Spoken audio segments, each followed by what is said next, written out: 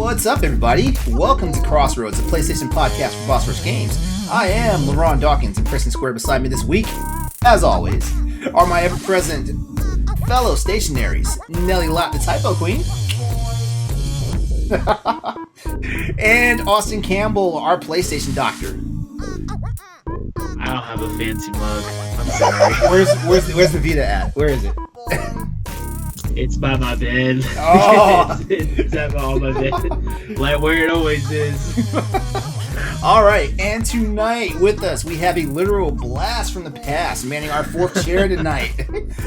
Everybody, the one and only, the undisputed Major Domo of the Diggity Podcast. Give us a warm welcome to the luscious Brody. It is great to be back on here. Thank you guys for having me. What's up, man? Oh, just hanging out. No, it's awesome to be on, man. It's crazy that I got to be on your guys' first episode and then stepped away for a while and get to guest appear every once in a while, make myself known. And here you are on episode 21. I'm still alive.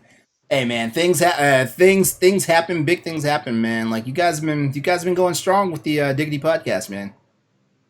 Yeah, 2 years in, like 194 episodes. It's crazy stuff. So how's everybody else's week been going? Because me, I can tell you right now, like work has been trying to like run me into the ground, but I'm still fighting. We're going. It's going. Nelly with that fresh ass 34-inch ultra wide monitor now. Yeah. You're welcome. I'll be waking up at like 5 o'clock doing homework. You're welcome for all the advice I gave you on that one. Yeah, because if it wasn't for you, I wouldn't have it. So. I just told her, like, like if you're trying to do it for a workflow thing, particularly if you were trying to use it for Photoshop and editing and stuff like that, you need more screen real estate and stuff like that. So I was like, don't go lower than a 27. And this girl texted me the next day, like, oh, I got a 34. I was like, I love you. I was on it. Austin, how about you? How's it going tonight? Oh, it's going. My work is busy, but it's good busy. It's like busy that everything's going well, and time flies by, but by the end of the day you're just glad to be home and ready to go to bed and do it again the next day. Oh, hey. Hey, so let me ask you guys this before we actually roll off the show. Your current jobs, is it jobs you love, or is it jobs that are just getting you by, or do you honestly hate your job to the point where it's like I will walk out any day now? Well, no pressure. Well, you're a full-time student, so yeah. So let me ask you this: When's the last time an instructor or professor pissed you off to the point where it's like, I don't need this damn degree? A couple hours ago. This was sometime in October. This past October. So, yeah. So I've been doing pretty good. I'm actually about a month ahead in one class. Was that well, let me ask you the next question. Was that instructor tenured? Because I have a funny feeling, like you said last October, we don't ever hear you complaining about classes. So did you get this person fired? No. We actually became extremely close. Like he became my favorite professor. Hold on. Rephrase that, because at Crossroads, this can go completely the wrong way. Yeah, that's true. No, actually, once I sat down and talked to him about my grades, everything just started going smoothly at my in that class. So I would meet with him every week. We sit there, we'd talk about how the assignment is supposed to go, rather than me trying to guess, because I have a problem with asking for help if I'm stuck with anything. But once I really just started setting up meetings and meeting with him every week, everything just started rolling smoothly, and then he just became one of my favorite professors. Okay, well, everyone knows I'm an IT guy, so I really love my job. Even when the job like runs me through the grinder, like what it did this past weekend. Like, I mean, technically, I thought yesterday was an actual off day for me from all that work that happened on the weekend because I started at 4 a.m. on a Friday morning and was still rolling. So was still rolling through Monday afternoon, and then I'd say maybe about halfway through the day, I finally finished up everything, and I was like, "Oh, I'm good now." I took a night. I took one of those Calgon take me away type showers, and then I got in bed and just did nothing but watch anime and old TV shows. And then Yes. and today just a mishap happened, and that's all I'm gonna leave it at. That's all I'm gonna leave it at. So yeah, I'll be back to work after this podcast, and then I will be back at the client's office tomorrow morning, and that should be the finish of that. And then I'm not doing, the only thing I plan to do this weekend besides record the Boss Rush podcast is nothing. Those are the best kinds of plans. Yeah, but I love my job. I gotta say, I've had a job since I was 18. And out of all the jobs, because I thought GameStop was going to be the best job I ever had. It seemed like it was, but it ran me into the ground. But this job I have now, like it challenges my intellect. It feels part of my hobby, which is computers and electronics and stuff like that. And I love my job. Can't ask can't for get anything more than better that, man. Yep. Yeah. My job is currently just kind of a stepping stone. Like I'm gonna stay at the same place, but this is hopefully just a stepping stone to get to what I actually would like to be doing. And so, but I enjoy what I do. It's a challenging. I'm essentially like a parts guy. I find all the parts. I work at a steel mill, so Okay. I find parts and I have to look over prints and things like that. So I've learned a lot of new things, but coming from maintenance, I miss working with my hands a little bit. So I'm trying to actually go kind of back into maintenance, go into the fab shop and fabrication. So All right. Nice. Yeah, I have a similar story because I went to college, got my degree, got a job for that degree, and hated it, and wanted to work with my hands again. So I ended up going back to a factory and just absolutely loving it since. I don't know if I don't really know if I love my job, but I like it, and I like going there every day. I like not having to worry about it as soon as I leave and clock out. It's just get in there, do the work. I don't like waking up at 3 a.m. That's another thing, but Yeah. everything else is fine. All right. So Capcom gave us a big drop in the way of the Resident Evil showcase. So I gotta ask, what's more frightening, a zombie, a werewolf, or that 8-foot tall freaking vampire lady? I'm gonna go with the vampire lady. She's like everybody's fetish right now. Oh yeah, you know that's the even scarier part. It's the fact that the internet Exactly. has like a super thirst for this chick right now. I'm like, you know what? I gotta say, If man. my wife is listening, I'm scared of her. I'm definitely scared of her. If the internet has proven anything, it's that they will run wild with whatever Man. makes its way on there. Man, anything is sexy to the internet. I swear, man. I swear, like a certain zombie bites you the wrong way. Half the internet's like, oh, he can bite me anytime. Eat me right now. Right. I was like, no, they're not tripping over this lady. And then sure enough, I went on Twitter and that's all I saw. Yep. They like did textures of her And boobs up close. And I was like, and I the mean, when she chat. stood up, I'm not gonna lie, when she stood up, I was like, she's thick. But I was, No. You know what? When she stood up, I was like, that's a big bitch.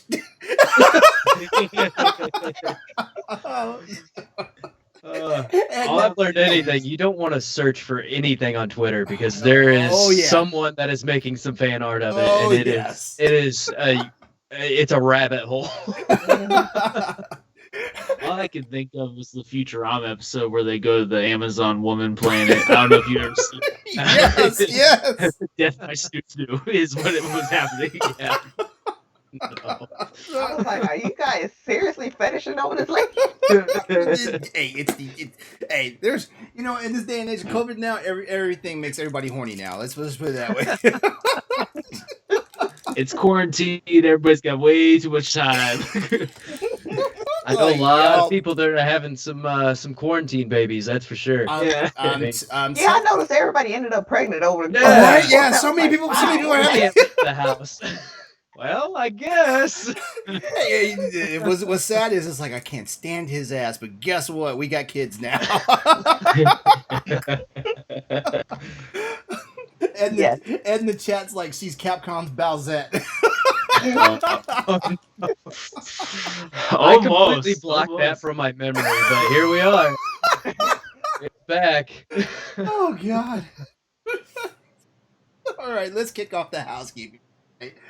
All right, this is episode 21 of Crossroads, a PlayStation podcast of Boss Rush Games. Each and every week we come here together with our friends around the internet to bring the latest in news, rumors, games, and general discussion in the world of PlayStation. Crossroads is live on twitch.tv/Exodus803, Tuesday evenings at 8 p.m. Eastern Standard Time, and we are glad you are here and part of the conversation. If you're unable to join us, make sure that you head over to youtube.com/BossRushGames or any of your favorite podcast services every Thursday to listen to the show.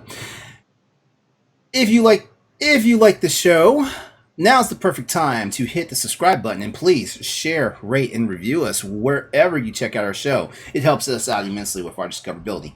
And also make sure to check out our growing family of podcast shows available on BossRushGames.com. So guys, everyone knows at Boss Rush Games we're all a bunch of fatties here, so it's time for what's on your plate station. All right, so tonight we have a topic. It's burger time.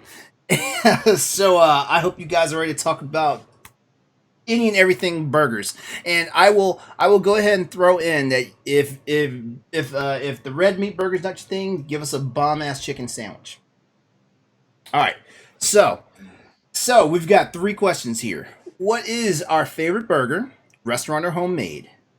What's the most burgers you've eaten in one sitting? And what's the one burger you will never eat again? Never eat again. We're gonna start it off with our guest tonight, Brody.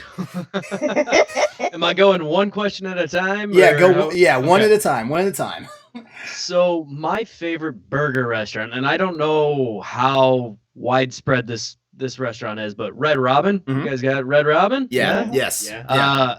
Get the Red Robin, the Royal Robin, with some ketchup and mayonnaise and that nice drippy egg on there Oh, and some yeah. bacon. Ooh, that's good stuff. That's good stuff. That's probably one of my favorites, or at least the one that comes to mind for like a normal burger.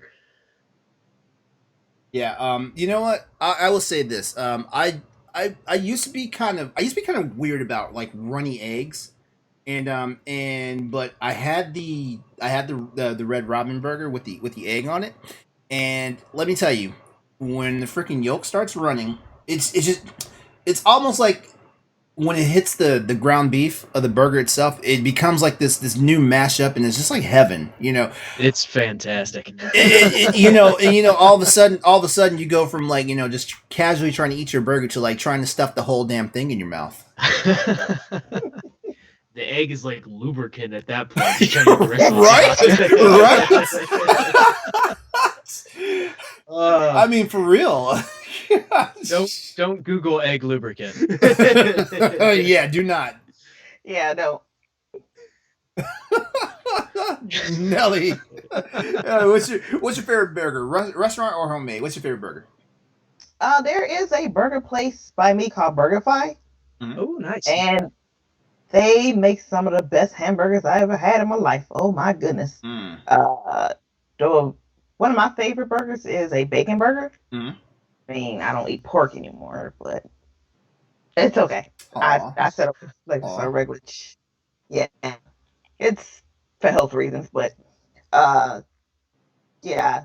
But right now, I can only settle for like a cheeseburger. Mhm. So, but they make some of the best burgers you ever gonna taste in your life. Oh my goodness, they like melt in your mouth, and it tastes like angels dancing in your mouth and all that good stuff. Yum yum yum. Awesome. Well, I'm gonna go along the same lane as Brody, but it's a smaller chain in Oklahoma. I don't think it's very far out, but it's called Bricktown Brewery, and they make a breakfast burger, which is and they're making spicy It's got a sweet and spicy to their bacon with a Ooh. big go wrong. runny egg and the big old hash browns and the burger, and it's all good. It's just one big pile of grease and it's delicious. Wait, Driving out to wait. Oklahoma. You said it's a breakfast burger?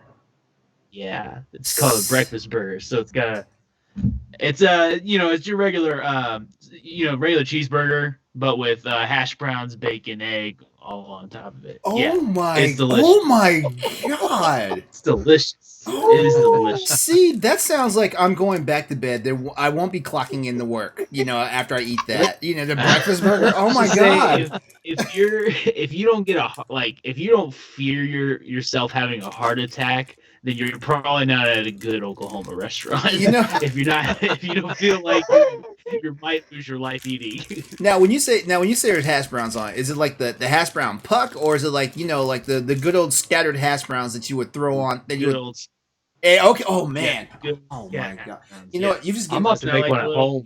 Oklahoma's a whatever, it's little bit just of like- a drive. you've just given me Yeah. an idea for the I- next time I make burgers at my house. I actually do. I've made them at home before.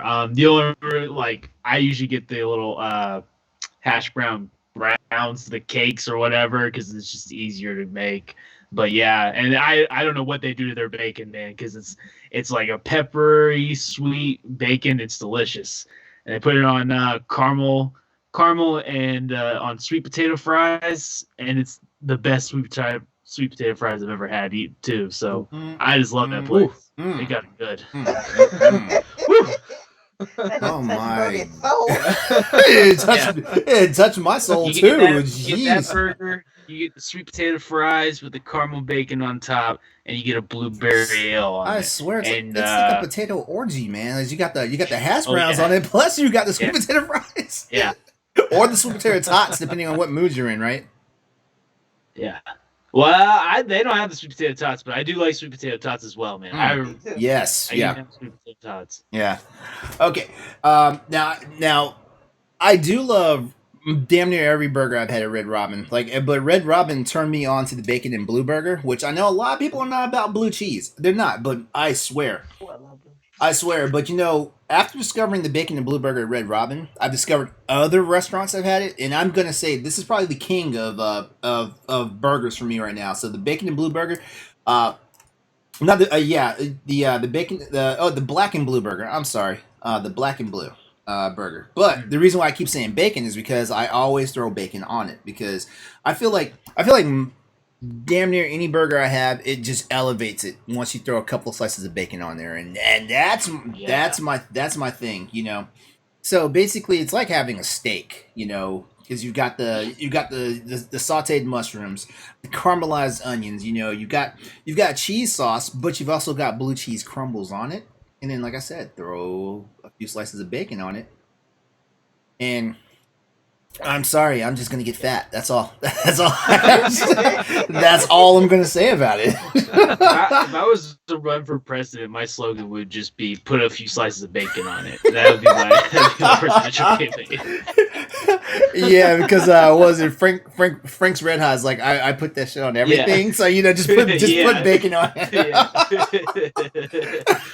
I've actually been trying to eat healthy, and I was just telling the wife, I'm like, I'm over this right now. I just want to eat whatever I want again, yeah.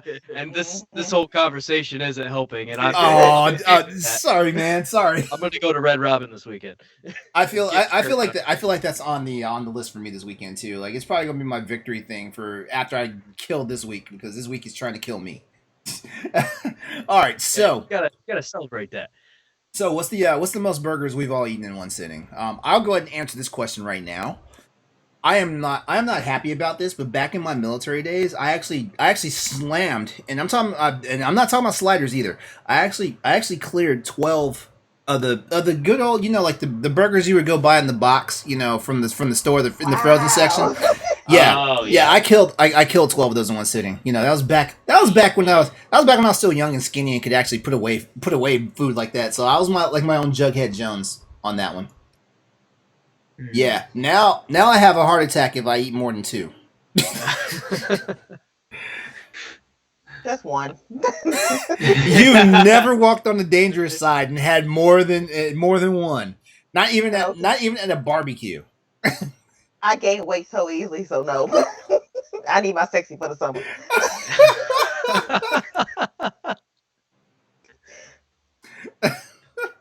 Austin, I know you can put away some burgers. What's your number? What's your Here's the thing. So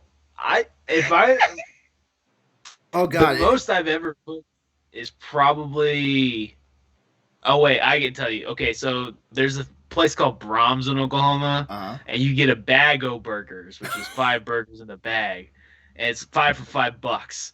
And I've definitely put one of those down. But burgers, like, it's not a food that I eat, like, try to eat or I'll eat a bunch of. Like, if you ask me how many tacos I've had, that's a different story. If you ask me how many pizza slices I've had, that's a different story. But burgers, Yes. I usually only eat 1 or 2, and that's about it. I mean, and then I got fries and other things to eat with it. So, Oh, trust me, in my 20s, I was young and dumb when it comes to like just eating food all the time. I really was, and for some strange reason, I just thought I would never gain weight or something. So yeah. All right, Brody. What's your number? And why do I feel like I'm about to become the hamburger slut of Boss Rush games? Well, I don't have you beat, so that's your title, buddy.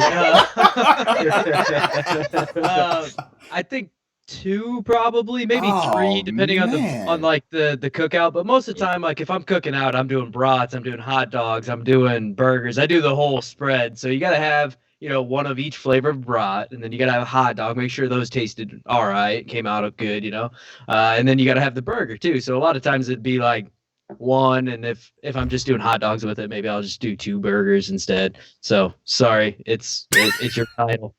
I'll get you a crown. I'm gonna talk to Logan later and see what he's got. I'm pretty sure Logan can out eat me. I'm pretty sure he can. I mean, like I said, if you were asking tacos or pizza, it'd be a whole other conversation. It'd be a Exactly. whole other conversation. Yeah, I'll Because put down some tacos. Me too. Like it's not a weekend if you and your buddy haven't done the Taco Bell challenge. It's not a weekend. Eat the whole taco box. Yes, the taco. Yeah. 12 Yes, dozen watch tacos. me. Yeah. Yeah. I might have to do that Oh. this weekend. Okay, Ed. I can't give you the 12-pack of White Castle burgers because those are sliders. sliders. Those are Those are sliders. smaller than sliders. Yeah, those are sliders. So I mean, I can't. Good try. Ed. Yeah, Maybe next. yeah. I Technically, like White Castle. that's 3 burgers you ate. I was gonna say I could maybe if I really wanted to, I could probably put 12 of the McDonald's cheeseburgers down. But even then, those are pretty small. They're pretty Yeah. small. Yeah. Oh. Remember when McDonald's made the mistake of having like 29-cent cheeseburgers? Remember that? Mistake. man, in my I bet those town. employees have never been more mad in Oh, their entire life. Oh yeah. Oh, in my town, like let me tell you, when they had that going on, like quite a few McDonald's had to like shut down early during the day because they had no more. Wow. Now it's bad when you run to a McDonald's and they're actually advertising the salads in the drive-through. Would you like a salad today with your order? No. The ice cream machine's broken, and now the grill is too. Okay, yeah, okay. So, so what's the one burger you will never eat again? Never eat again. And it can be just because it was so good that like you didn't want to slap your mom, how good it was, Ooh. or it could be one of those ones that's just too damn disgusting and you just can't, you're just not with it. Well, I have not had a burger since I've discovered my gluten allergy. So I don't know. I guess there's a lot of burgers I won't be eating now. Hang Or I'll be on. eating it on lettuce and I was about to say That's a lettuce wrapped so- burger, buddy. so yeah, I'll probably be going down that route. So Oh. anything with like a fancy bun is gone. I know? think you might be able to get away with eating the ramen burger. I don't know where that is or what's that from. Well, I mean, there are some places around there. You look hard enough, you'll find them. But basically, the bun is like the wafer of the ramen noodles. Oh really? Yeah. I know I can't eat ramen. That's Right. another thing. Oh, I couldn't eat. okay. I have to find rice noodles. They're made like Yeah. they're like ramen, but they're made of rice instead. yeah, the regular ramen I can't eat. So back during your burger eating career, what was the burger that was like never again? Well, honestly, this might offend you, but there's no way I'm putting blue cheese on a burger, man. I cannot do. It doesn't offend me. Blue cheese is an acquired taste, just like beer is for some people. It's an acquired taste. I mean, I'm just saying. Ed just said that blue cheese is better than ranch, and I'm not even a big ranch person. I'm But not from gonna every say. person from Oklahoma, they're all offended. They're all offended. I'm not gonna say blue cheese is better than ranch because I mean, like, there's so many different variations of ranch that if he's talking about stock ranch, maybe, but there's so many different variations of ranch that come on. The Midwest takes offense to that statement, Ed, by the way. They literally put ranch in their veins. Ranch or Dr. Pepper down here. Hey, I love Dr. Pepper. Well, I am from the Midwest. So. I had a burger from Wendy's one time. It was when they were trying to be fancy and do their pub burgers and this and that. And this thing had a pretzel bun. And I don't remember exactly what the burger was, but I remember. I remember after I ate it, I thought I was going to die. It was so greasy to the point of just I Ooh. couldn't even enjoy it. It was awful. I ate like 3 bites of it and I threw it away. That's how Oh. bad it was. And I don't waste food. That's not something I do. Yeah. So this was particularly bad, and I think I went into Taco Bell and just got a burrito instead. I still gotta eat, man. Still gotta eat. I've been on the pretzel bun kick from Wendy's, but it's only been the chicken sandwiches. I don't have what it takes to do this. If I'm gonna have a pretzel bun burger, I'm going to an actual restaurant, not a fast food chain. Yeah. Yeah, I made that mistake, and it won't happen again. Typo Queen. I don't think I ever had a bad burger. Now that I think about it. So you've never had a burger that you will not eat again. Okay. I mean that's fair. Like that means I had to think mean, hard. Like that means you just That's you true. just know your way around burger shops. That's good. I can't fault that. I Go was ahead. gonna say, I will say with Brody though, I had one Wendy's burger that was not cooked all the way. Oh no. And that I like got midway through that thing. I was like, "Ooh, I will never eat Wendy's again." 10 years, or maybe not 10 years, but like 6 years later, I think I ate it. I ate it again. But there was a while I was like, "I'm not picking up Wendy's anymore," because that was like when I was working at Target, and I would come home, and I was still living with my parents at the time, and I was eating in the dark, watching TV. And I'm like, something don't taste right. And I got like my flashlight out, like poured it in that meat. I was like, oh, this is not cooked. This is not cooked at all. See, I like a little bit of pink in the middle of the burger, but Oh, I mean, yeah, that's yeah. if I'm making it or like a Yeah. proper restaurant. But if I got a fast food But if burger fast that isn't food- cooked, that's a problem. Like if, yeah. if McDonald's is pink, I'm like, wait a minute, take this goop back. Make sure Goop. make sure I it's think half the microwaved time all they're the way. already. I think half the time they're already cooked before they even like put them on the grill, right? But Yeah. so if it's undercooked, there's Oh a yeah, serious issue. yeah. They're messing up. All right, I'm pretty adventurous with food. Like I'm not really. I don't really like turn around and say I'm not going to eat something. I at least try it once. So I made the mistake of trying a lentil and chickpea burger. 'Cause I just. Oh, I mean, yeah, I have yet to find a veggie burger that was actually my friend. Like I've come to a couple that are like, I can eat this again, probably next year. But no, like I said, I'm pretty adventurous with food. I try stuff out because you never know sometimes what you will and will not like. But the lentil and chickpea veggie burger, don't. I can't I even. don't have to I can't convince even me. get down with I the can't turkey even. burger. I can't even describe. Yeah, right. I can't even describe like the taste I and can't- texture. Like Oh, and also a close second is shiitake mushroom burger. I really like. I like shiitake mushrooms. Shiitake mushrooms have a nice. They have kind of like a sweetness to them most of the time. And the one I had was like no, and I don't know how vegans do it. I really don't. But all I know is it's got to be said for something for how good meat is because why are they trying to approximate everything to some type of meat? Right. Oh, I did This is try these chicken patties from Morningstar. Uh-huh. Bomb. I ate like it comes with like 6. I think I ate like 3 one day and 3 the other day. All right, so you guys out there, hit us up over at PlayStation PS_Crossroads, or hit us up on Boss Rush Games on our network. Let us know your burger stories, your favorites, how many you've eaten in one sitting, and what you may or may not ever eat again. And we are ready to roll into the blurbs for tonight. So here are some of the PlayStation blurbs the Crossroads crew thought you might be interested in. Number 1, the Uncharted movie has been delayed yet again. This time, releasing in February 2022. All right, so is anyone surprised here? Like this is like No. this movie has had so much development hell that I'm actually gonna be more shocked if it releases than anything else. And that's my story, and I'm sticking to it. What are y'all? We'll see.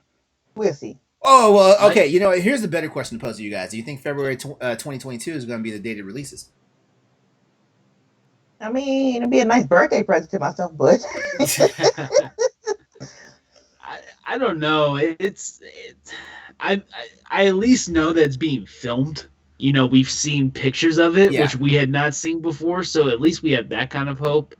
I could believe it's February 2022. They may be waiting to see if we can get people in the theaters. Maybe that's what they're waiting on. But I mean, just come on. Godzilla vs. King Kong would be the perfect movie to watch in theaters, and it's coming HBO Max and earlier than expected. So just put it out there. Yep. If you can get it edited, just put it out there. Yep. Mark Wahlberg doesn't need to be seen on big screen. We had enough. Yeah. Well, not I like only Mark Wahlberg. well, not only is Nathan Drake's big screen adaptation getting pushed back, but also some other delays were confirmed by Sony Pictures as well, including Peter Rabbit 2: The Runaway and Ghostbusters Afterlife, which I'm actually waiting for Ghostbusters. I am. And I will admit I was not one of the people who were pissed off about the last Ghostbusters movie. Like, I actually liked it. It had a decent plot. Mhm. It was all right. I thought it was fine.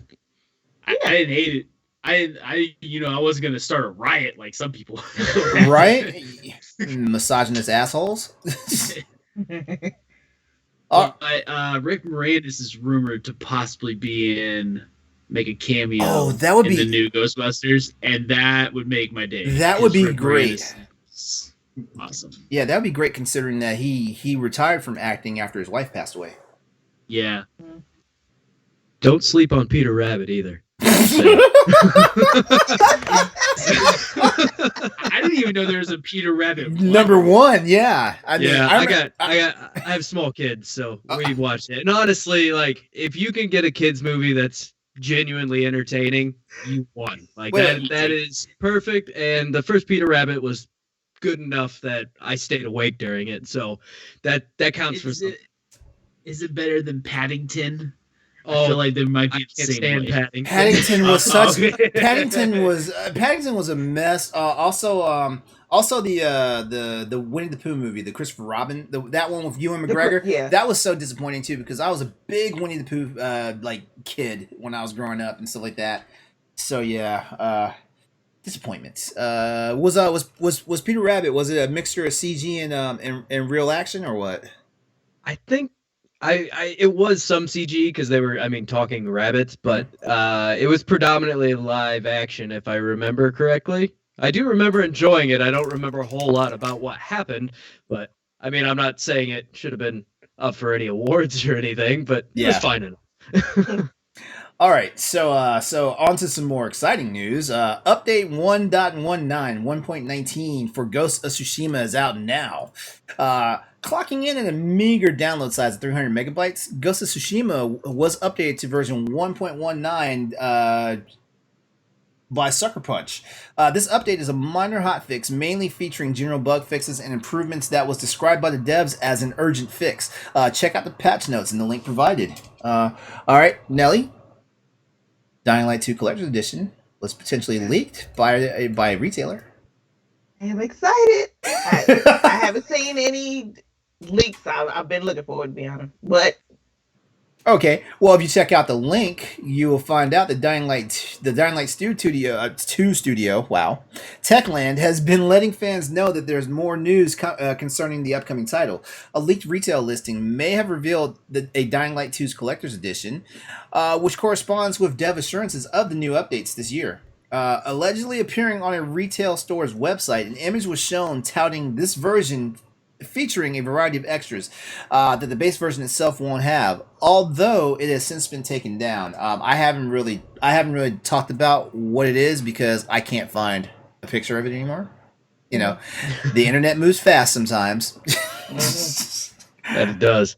Okay. I've seen like gameplay of it, and I'm stoked about it because it still has that feeling of the first Dying Light. But again, I haven't like seen any actual spoilers, so I'm excited. I feel like Dying Light 2 is just is going to be a thing. So I'm pretty sure collector's edition. Well, if the leaks can be believed, there is a collector's edition coming. Yeah. Well, and that the thing about Dying Light, the first one, is I think that was really the first game for me on PS4 that was like, oh, this is next gen. This is like how it's supposed to look like. And I'm thinking maybe this is going to be what it is for the PS5 as well. This is like have they said if it's coming to PS4 and PS5? See, that's just it. We don't know any release details. We don't know anything on it. At the time it finally makes it out, it might just be PS5. It seems like this has been kind of one of those things that's been talked about for a long time. And I wouldn't be surprised if we don't see it until at least next year sometime. And by then, it's kind of, they have to make that decision whether they even want to bother with PS4 or not. But I think a game like Dying Light 2 would work just fine. I mean, it's not going to be like a whole Cyberpunk issue, right? Probably not. It should be okay, hopefully. Well, I know this. With how aggressive Sony is right now, we're trying to close out the PlayStation 4. More than likely, by this time next year, everything new is just basically probably going to just be PS5. Yeah. Of course, it seems like this. Oh, go ahead. It seems like this generation is going to move faster. I mean, especially once Sony can keep up with the demand, right? And it seems like that year or those days of having like 2.5, almost 3 years of this turnover between the consoles, I think that's not really going to be much of an issue, especially with the leap that these consoles really are from a power standpoint. Yeah. Yeah. Shoot. Oh, I was going to say something here. I lost my train of thought. All right. So your guest cut you off. Yeah. No, more like what I saw in the stream chat. So it's all good though. It's all good. So moving right along. Let's see. Here's some news it's gonna put people on a different state of mind here. Blizzard and Vicarious Visions have merged thanks to Activision. All right, so Vicarious Vision, the developer behind Tony Hawk's Pro Skater 1+2 and Crash Bandicoot Insane Trilogy, is being moved to Blizzard's side of Activision Blizzard. According to a statement given by GamesIndustry.biz, the merger is effective immediately, which means that's pretty much it. Like they're in now. This means exactly what you think it means. No more Tony Hawk games from the studio. Instead, under Blizzard's wing, it will work exclusively on Blizzard titles. Basically translating to the roughly 200-person team being fully dedicated to existing Blizzard games and initiatives and providing long-term support. That's kind of alarming. It's not great. Yeah, I was about to say it's not great. I'm disappointed because I want Tony Hawk Pro Skater 3 and 4 remakes. Right? Yeah. Exactly. Yeah. So they did such a good job on 1 and 2. I mean, why stop now? That thing. I mean, so many people bought that game. It actually sold extremely well, especially the people that grew up on these games, and that's disappointing. It was I really wanted another remake, especially of 3. It was a Game of the Year contender for a few award shows last year. Yeah. Yeah. It was great. It's crazy when you think that they would laterally move or shut down a studio that just pumps you out a title that basically puts you back on the map. Yeah. I was hoping for a Tony Hawk's Underground too. I would like to see it. Yeah, exactly. But Let's see. Studio head Jen O'Neill is moving up as the Blizzard executive vice president of development, and her vacancy will be filled by Vicarious Vision chief operations officer Simon Ebinger, according to GamesIndustry.biz.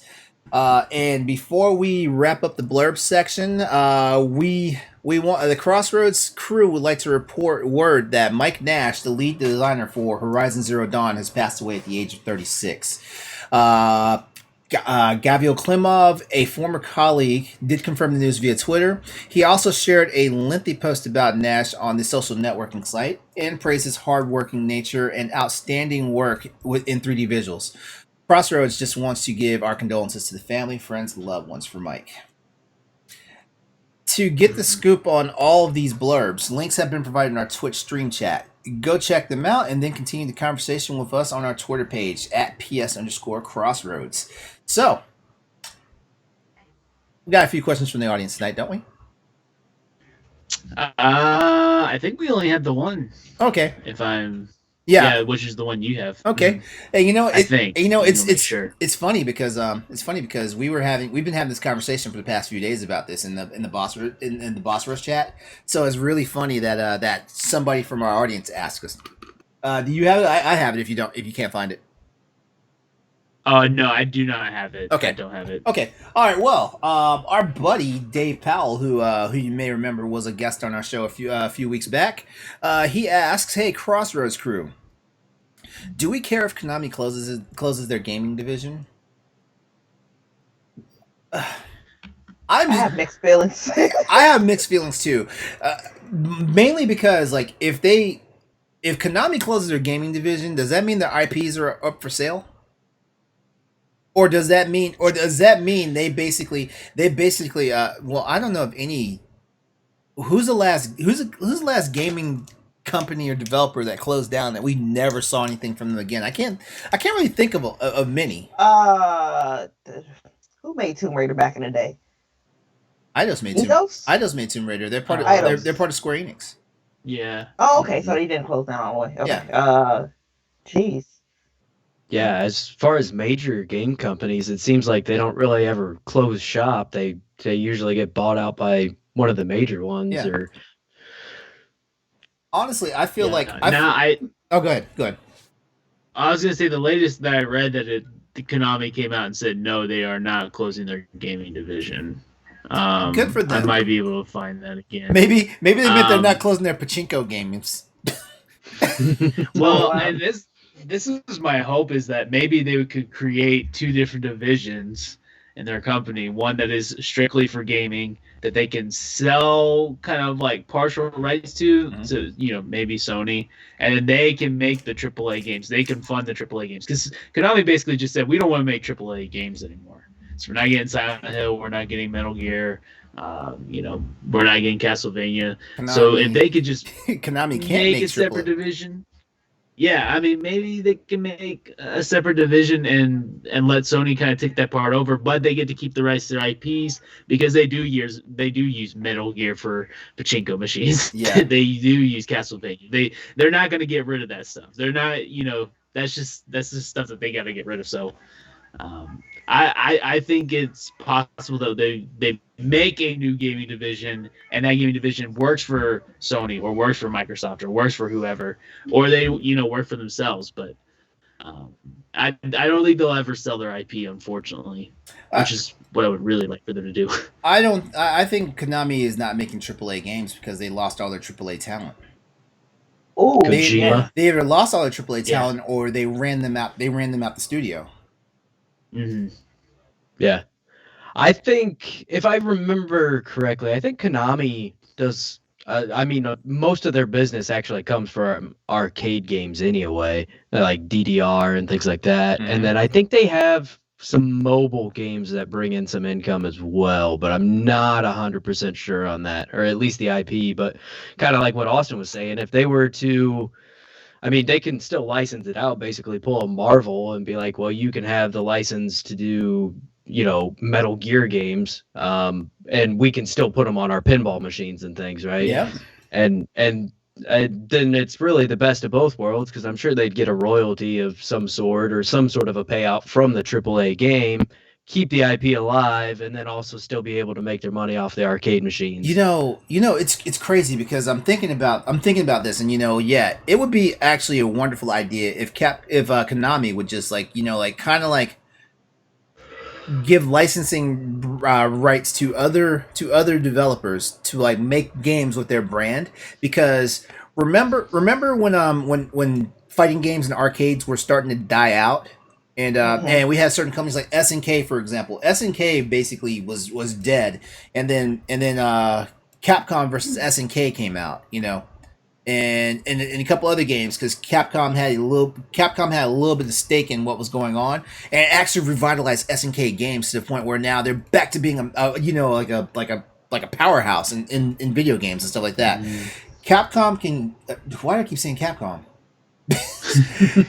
Capcom is in no trouble. You must know I'm looking up Resident Evil. Capcom is not in any drop of trouble thanks to Monster Hunter, Resident Evil 2 and 3 remakes, and Devil May Cry 5. Capcom is not in any trouble. I don't know why Capcom is on my brain. Maybe it's because I'm ready for Monster Hunter Rise. But Konami could actually benefit from if they basically license out some of their existing franchises, particularly Silent Hill, particularly Metal Gear Solid. Yeah. There's probably a few other titles. Please don't say Bomberman. Please don't. But anyway, they also do the Pro Evolution Soccer, which yes, I know it's not as big as FIFA, but it's still a moneymaker for them. Actually, they could bloody FIFA's nose because the whole online gambling thing that EA's under the microscope about right now, like they could really like do a 1-2 punch to them. Yeah. And please free Frogger. I just want Frogger back. Bring him back. Yeah. You got it in the form of Crossy Roads. No, I refuse. I refuse to consider it the same. Hey, I played Crossy Road for like a hot minute. Yeah, absolutely. I feel like everybody did, right?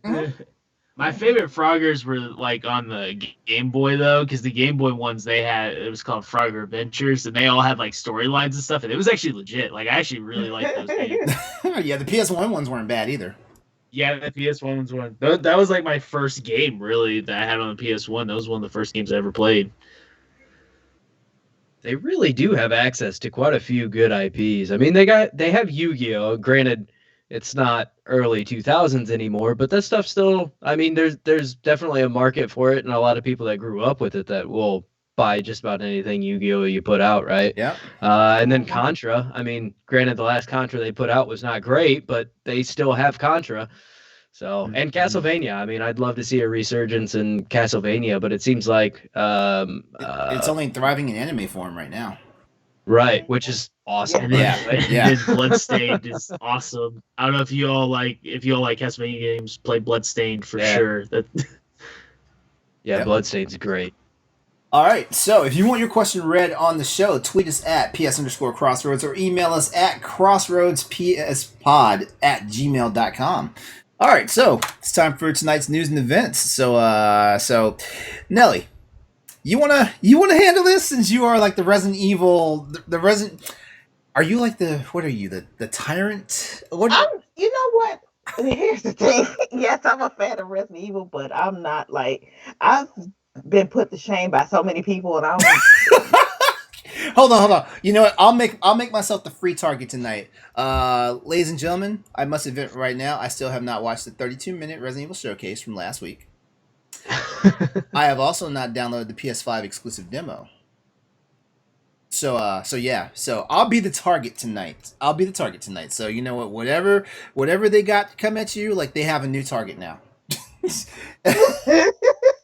Because I know some people who breathe, sweat, live Resident Evil. And I'm like, I thought I was one of them, but I'm like, I'm out in the shadows with y'all because y'all calling me a fake fan and everything. I'm like, oh snap, a fake fan? Ooh. Because I got into a deep conversation with some of my friends, and we were talking about, and I know people about to come after me.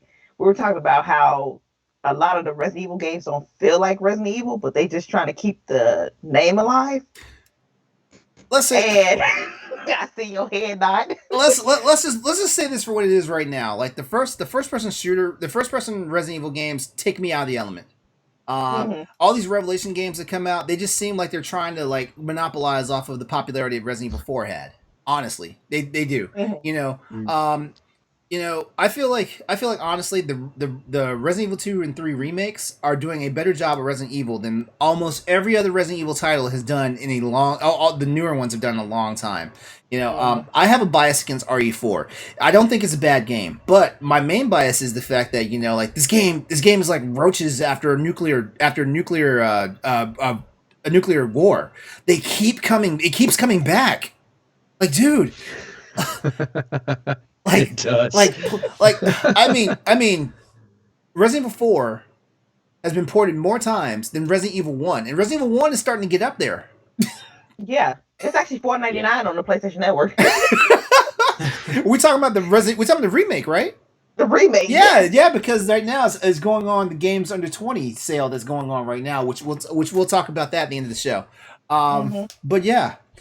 So here it is. We're doing the recap right now of the Resident Evil Showcase.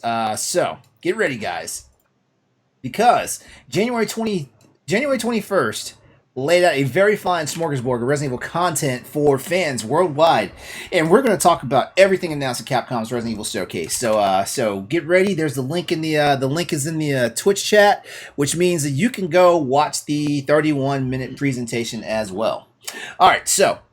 The big news is that the upcoming Resident Evil Village, which is the actual 8th numbered entry in the series, has been announced for release on May the 7th, 2021. Didn't I call this back in December? That was coming out in May? I called this.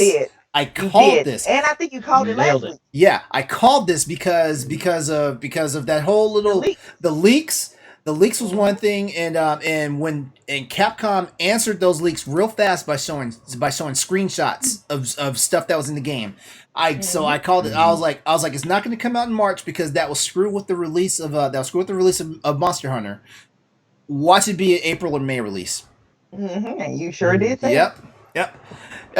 So this game is coming to PC, PlayStation 5, and Xbox Series S and X right now. On that date, not right now. God. Don't at me. Don't at me. It's okay, we got your back, man. We got your back. Village will also be released on some date for PS4 and Xbox One. So, there's that. So everybody's going to get a chance to play Resident Evil. I'm not going to say which one might have the best experience, but I have a funny feeling because of Resident Evil's DNA being a PlayStation franchise, the PS5 might wind up being the best experience for it. And you get a free upgrade with that too. Yep, exactly. PlayStation 5 owners can now play the non-combat demo that's set in Village's castle area, starring the new character named the Maiden, trying to escape the area. The demo is a PS5 exclusive, so hopefully you're one of the lucky ones who's had a chance to get a PS5. And we gonna talk about that lady one more time. Baby girl. Baby girl. I will say if it was like the kitchen demo for Resident Evil 7, I'd be excited to play because the kitchen demo was awesome, especially in VR. You know what? I'm gonna play it this weekend. I'm gonna play it this weekend, and hopefully I have something to talk about in the "What Are We Playing" section of the Boss Rush podcast on Saturday. I'm gonna play it. I've only played Resident Evil 7, so that's like my yeah, I played Silent Hills 1 and 2, and then Resident Evil 7, but I never played like 1, 2, 3, 0, 4, 5, 6. I never Nelly, played. we have us a cherry here. Oh my god. Yeah. It's okay, Austin. You can still catch up. Well, I actually haven't played 7. I haven't played 7 either. Revelations 1 and 2 because I haven't played those, which again that caused a lot of backlash, but it's okay. This is not even my realm of gaming in any way, shape, or form. I don't play horror games or anything. I remember you saying that from our very first show. Like horror games are not your thing. I remember that. I've played 4 and I've played 5. Where there was barely any horror. Yeah, which is probably why I played them. I don't know. It's just never been my thing. I've never been into it. I know people obviously are huge fans of it, but it's Yeah, I don't know. Not my thing. I got hooked I haven't in played that many. '96, so I've been a with my fan. dad. I've been Resident a Evil. fan since the original Resident Evil game. Was that 96? That was 96, wasn't it? Yep. Yeah. My dad brought the long box in. I was like, "What is this?" Yeah, back those long tower cases. I was like, "What's this crazy man doing up here?" Didn't know nothing about the game because I saw somebody play it at Funko Land.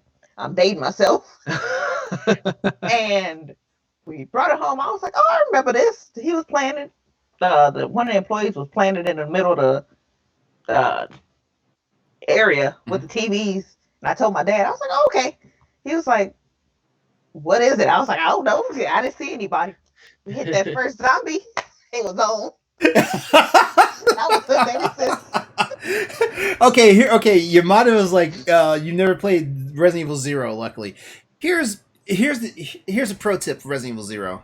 Like if you want to have the best experience and enjoy it, just play on the easiest setting. That's all you gotta do. That's all you have to do. Just play on the easiest setting. You know, you'll have the best experience on it. That's how I play all my scary games, though, because I don't like dying. You don't like dying.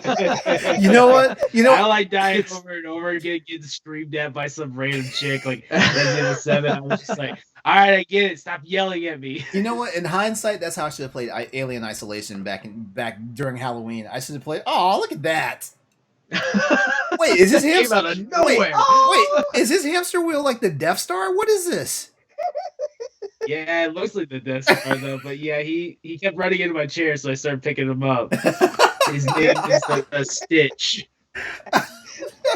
I back in the day, I tried to get into Silent Hill, and I tried to get into Dead Space, and I actually did finish Dead Space, and I enjoyed it. I like the genre. I just don't play the genre. It's weird. Yeah. Dead Space stressed me the hell out. It was the first game to stress me out since the original Resident Evil. Really? Yeah. Dead Space. I mean, the jump scares were Right. They were everywhere too. It's like you couldn't do anything in that game without getting a jump scare. Or how about like here's one of the phenomenal feats of Dead Space, and it's one of the things that got a whole bunch of accolades. Their use of sound. Yeah. Because man, I tell you what, at the beginning of chapter 4, when you walked in the engine room and it was nothing but sound all over the place, and I was like, how am I supposed to hear these things creep up on me when I'm hearing nothing but the engine in the background? Oh, nice. Oh my god. Yeah. What's even worse is Alien Isolation, where you know you're getting caught eventually. You know you're going to get caught eventually. You can't do nothing. You can't do anything about it. Remember at the end of October when I was telling you guys about my experience with that game, and I was like, the game is just designed to be like a big time sucker, because what you're supposed to do is as soon as the xenomorph appears, you need to hide. But the problem is though, the xenomorph never leaves the area. It takes forever for it to leave the area. There was one time when I swear to you, I was sitting for 4.5 minutes hiding in a locker because the damn thing would just like keep stalking back and forth. It never. And here's the thing about the AI in that game: if the alien sees you, you're dead. It doesn't matter. You cannot run. You cannot escape. So it did not see me get into this locker. So there's no reason why it should have stayed in that area for so long. And then what's even more fucked up about it is that if the alien gets close, you have this mechanic where you can slink back into the back of the locker, and you can hold your breath. If you hold your breath though, after a certain time, Amanda Ripley freaks out. She freaks out and she starts hyperventilating, and then all of a sudden, the alien's like opens the door, gotcha, bitch. Just like that too. Yeah. Oh no! The alien is worse than Mr. X. I have a funny feeling the alien, Capcom copied Mr. X off of the algorithm for the xenomorph from Alien Isolation, because you're hearing it stalking around and stuff. You'll hear doors open and close behind you and stuff like that, and it's like, oh my god, it's here. Yeah, back to the Resident Evil stuff though. I'm excited for this game though, because it looks like it's gonna go back into the past. Yeah, it's a funny feeling. It feels like it's actually heavily inspired by Resident Evil 4, which is a good thing. Happen. Yeah, Yep. You know, speaking of RE4, in a throwback that Resident Evil 4 fans will get a kick out of, Village introduces includes the Tetris inspired inventory management system, which I actually hated that from RE4. I really hated that. All the Basically inventory? having everything fit a certain way so you can carry it all. Sure. Yeah. You know, but then again, I guess it makes more sense than how you. In Resident Evil 3 remake, I'm like, how is Jill carrying all these big ass weapons? You know, I guess it's one of those make it make sense type things. I'm still trying to figure out how she picked up that rail gun. I mean, that Right? thing is. Hey! She had Nemesis. She had Nemesis. T virus cells in her. She was a beast at that point. She was basically. So you She so still you doesn't don't have anything on. appreciate the Skyrim logic. Yeah, I was gonna say. Doesn't have Well, you anything can eat on like Link from Breath of 20 the Wild. Yeah, you can eat 20 sticky rolls and then be and not encumbered anymore. But your stomach's gonna be full. No, seriously, like they were. Honestly, I feel like with Jill and with the railgun in Resident Evil 3, they were trying to turn her into Alice from the Resident Evil movies. In all honesty, they're like, you know what? She's got those Nemesis antibodies in her now. Like she's a beast now. And of course, She was like, if anyone knows anything about the Resident Evil mythos, because of her infection by Nemesis, it made her more susceptible for what Wesker did to her in Resident Evil 5. There you go. See, I'm a Resident Evil nerd. You know, even if I've never played, hey. even if there are some Resident Evils, I just skip. You know. Like I said, I haven't played all of them. But here's the one cool thing that they also did a throwback to for Resident Evil 4 is the roaming merchant will be returning and popping up across the map in Resident Evil 8. He is thick though. Not thick in a good way. He like thick with like 10 C's.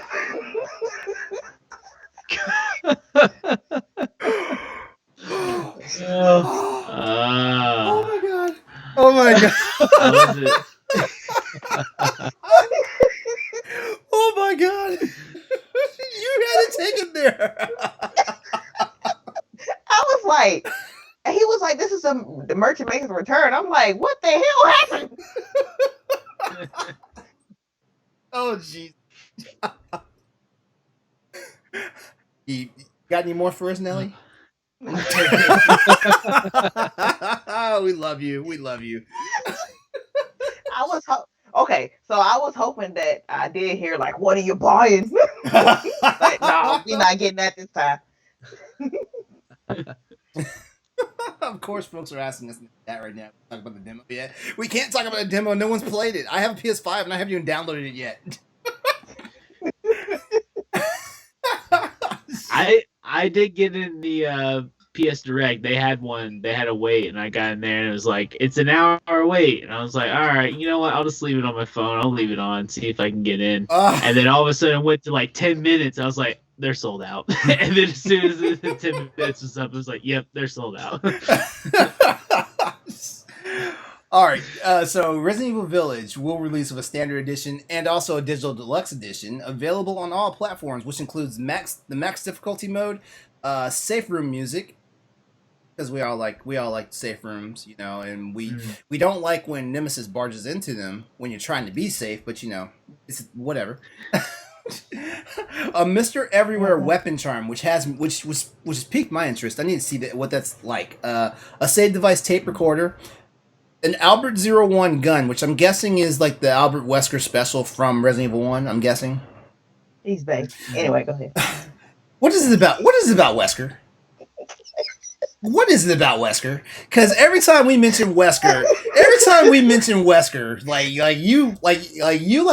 you do that thing that women do when when the one shows up, and you know what I'm talking about.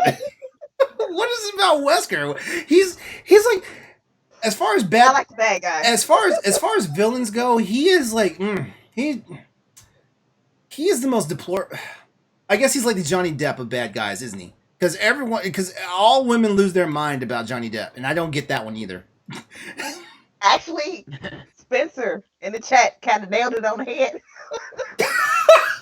It's the voice. Actually, hold on. He does have a very distinguished voice. I mean, I mean, you know, he's like the Sean Connery of bad guys when it comes to the voice. There you go. But I mean, a lot of my friends, they were laughing at me earlier because they was like, "Oh, we thought you were like Wesker." I was like, "Listen, it goes Chris, Wesker, Pierce, and then Shella." So got the ladies up in there. Go ahead. I got good taste. I can't Equal help opportunity. That's what I'm talking about. So let me ask you this, because this had me really confused over the weekend, because Ethan Winters that's the playable character in Resident Evil 8. Yeah. Okay. I guess people hate him, or they're not too excited about him, or anyway, but that name is also the same name as one of the actors in The Rookie, which is a show. That's right. Yes. And that had me really confused. I was like, what? Actually, wait, no, you're talking about watching Eric the Winter. show. You're talking Eric Winter. That's what you're talking about. Eric Winter. Yeah, which Yeah. I like. Which started I watching love the show his again. I was character. like, wait a minute. Man. What What a did he do? connection. Yeah, like did It he never cancel? even What registered. Well, the only reason why I know is because LaRon's been talking about it. You know, it started the show back up again, and Kay's been watching it over and over again, so I've been watching it with her. Yo, And you I was like- gotta get caught up as soon I as possible, man. Because like the 4th episode this season was nuts. I think she's actually watching it now. I think she's still in season 1 right now, so we got a ways to go. Yeah, But- yeah. Let's see. Speaking of Ethan Winters, RE4 found footage filter. A found footage RE7 filter is supposed to be there, as well as something called the tragedy of Ethan Winters, which I guess because didn't he have like something tragic happen, like his wife died before the events of RE7, and then that's kind of the thing that's kind of haunting him. No, you never you didn't play I it. played better. Yeah, Austin, Okay, you played it. Not Oh, okay. yeah. Yeah, his wife was taken. No. Yeah, his wife was taken in Resident Evil 7, and that's all I'll say, because, Okay. yeah, it was well after All right, that. so I it looks remember like because she is running around like, "Daddy's coming." And he was like, "Who's Daddy?" I was like, Daddy's yeah. coming. Oh wow. Who Yeah. the hell is I Daddy? think, yeah, it does happen. So. I actually really, really like Resident Evil 7. There was like the last third of it. Okay, I would say like if you were put it in force, the third fourth of it was pretty weird and off, and I did really like it. But the ending and the beginning of it, I really, really liked. Okay. Let's see. A collector's edition was also announced, which includes the above digital items plus a box of physical swag, such as posters, art book, steelbook case, and a Chris Redfield figurine. Nelly. "Yep, Chill. I'm getting that too." Nelly. Which version of Chris is your favorite? The RE1 remake Chris, she's the excited. the RE5 and 6 Chris, the RE7 Chris. Which one is your favorite? Well, we know it's not 7 because I paraded on that so many times. Like, no, that's not my Chris. I don't know who that is. So I guess Dad Bod Chris is out when Resident Evil 8 happens. My favorite model of Chris is not my Redfield. Oh, I love you guys in the chat tonight. Oh my god. my favorite is the remake Chris. I find comfort in his voice. Joe White is a very great actor, so I really think he does a great job with Chris. The one that punched Have you boulders. have you played Hades? Because I mean, everyone is thirsting off of that guy's voice, the main character's voice in Hades. No, but I am a sucker for voice.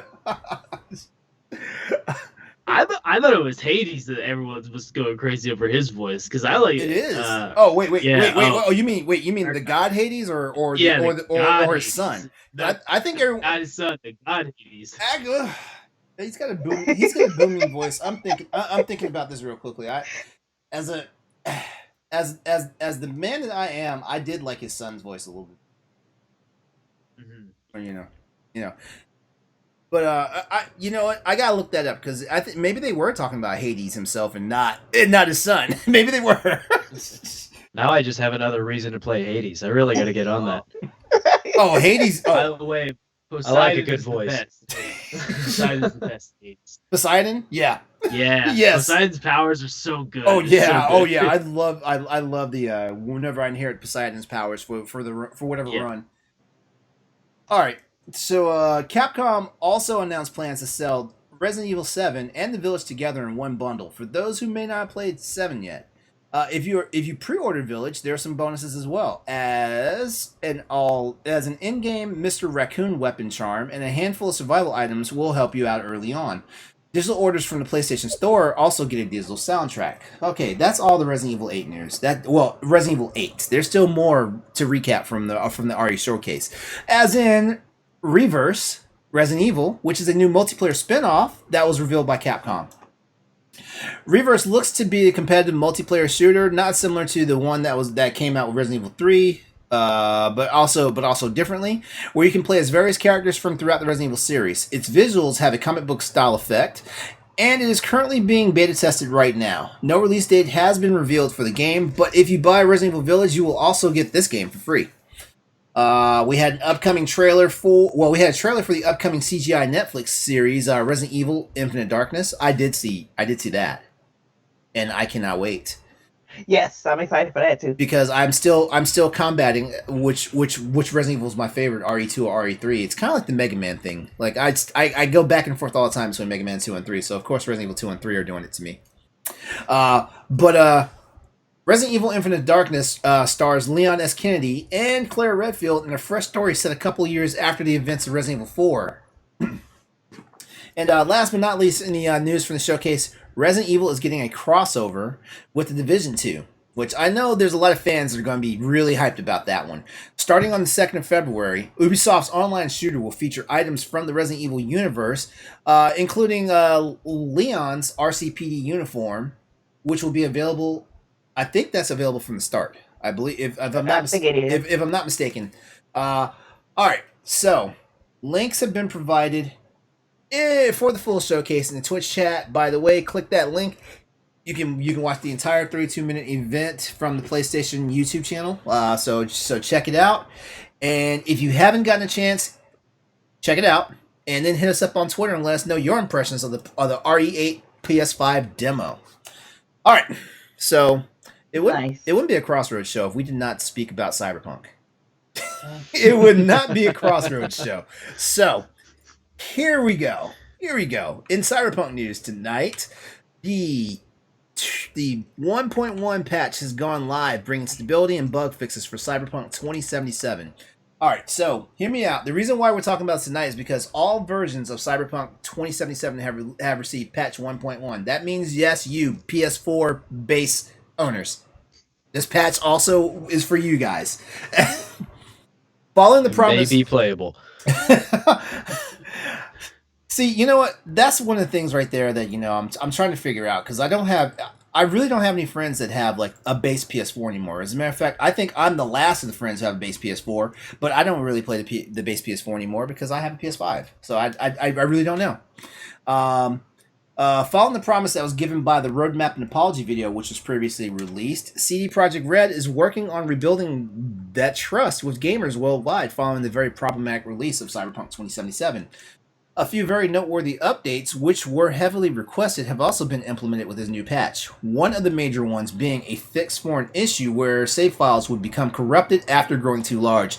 That was a scary one. But apparently, it only affected console editions, which was crazy because after I heard about this, right, I started looking at my save file on the PC side, and I was like, man, this thing's getting big. And I was starting to fear it too, but I heard it really only affected console players. This is also accompanied by updates across the board for memory usage for a myriad of in-game assets. Okay, now real quickly, just so some people in the audience understand, when I talk about memory usage issues, memory usage is basically what winds up causing your game to start glitching or going crazy because it winds up using the available RAM that's available in the system. And for all the consoles, the RAM is usually tied into the RAM from the graphics chip. And the graphics chip is how you're really playing your game and stuff like that. So that's just the real quick tech talk for tonight. But yeah, but typically when your RAM starts getting maxed out, like you will wind up getting crashes. So yeah, so that's one of the things that they're trying to work on and correct right now. The rest of the fixes were implemented for smaller graphical tweaks as well as other various stability changes. Anyone that's playing the PS4, the PS4 version of it, I'm curious. Are you starting to see less and less people on the streets? Because I told this to a couple of friends last week that one of the major ways to fix some of these problems with just the open world stuff is to decrease the amount of people that's on the street. Mhm. Even like in for the PC side, there's mods out right now where you can actually decrease the amount of people on the street, and that's been helping a lot of people out that have underpowered graphics cards right now. Nelly, you play on PS4, don't you? The base do. PS4. I do. Wait, you playing Yeah. you playing the base PS4? I thought You know what? I thought you played on Pro.